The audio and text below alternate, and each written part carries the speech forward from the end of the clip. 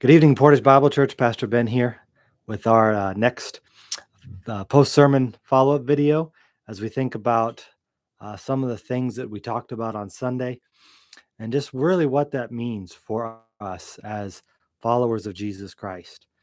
We think about how chapter 3 in the book of James has uh, us thinking about our speech, pure and undefiled religion, as James says in chapter 1, that the words that we say need to be glorifying to the Lord. And yet, so often, we use our words to belittle others, to promote ourselves, and to speak ill of Christ in our conduct.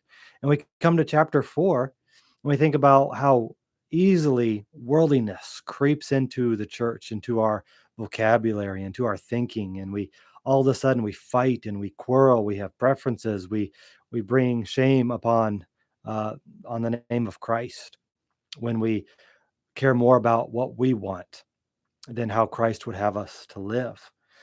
And to drive this home, James says this in chapter 4, verse 11: do not speak evil against one another, brothers.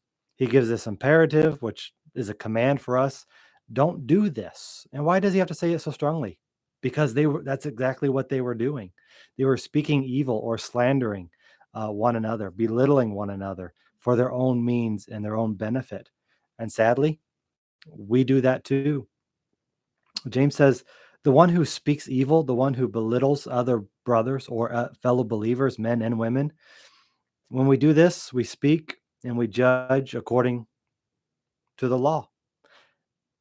And yet, while we're doing that, we're simultaneously breaking it. Now, the law, by way of reminder, as we know, generally speaking, is the books of Moses, Genesis through Deuteronomy.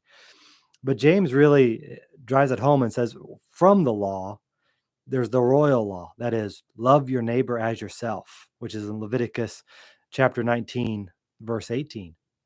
And which Jesus repeats in the Gospels, and Matthew repeats in his Paul repeats in his letters, and how James does here as well.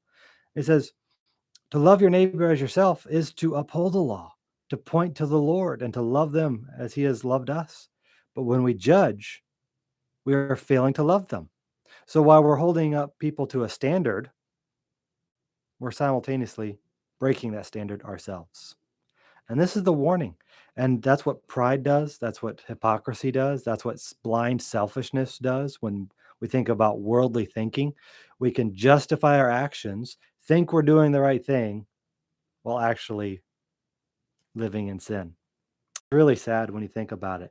But the good news is there is really only one lawgiver and judge, and that is God the Father in heaven, who judges in righteousness, judges in goodness, and everything he does is right and good and fair at all times. We think about how we are to live.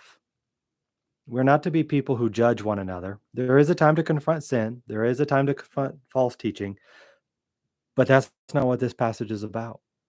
This passage is about being doers of the word, as verse 11 makes clear.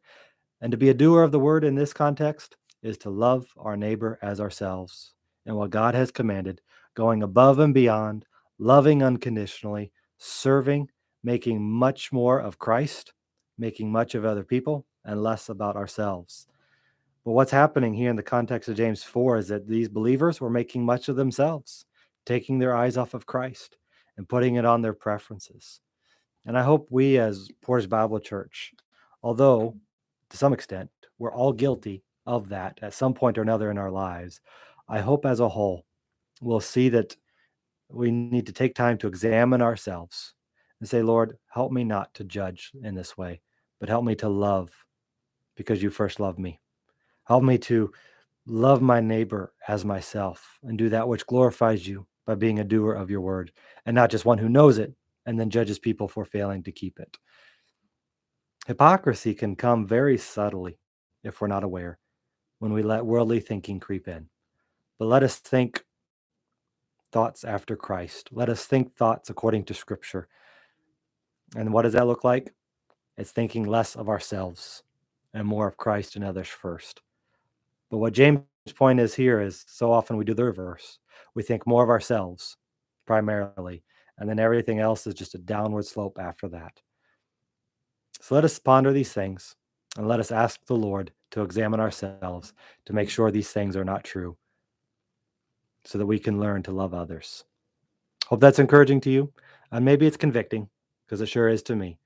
But take these things to heart. We'll see you next time.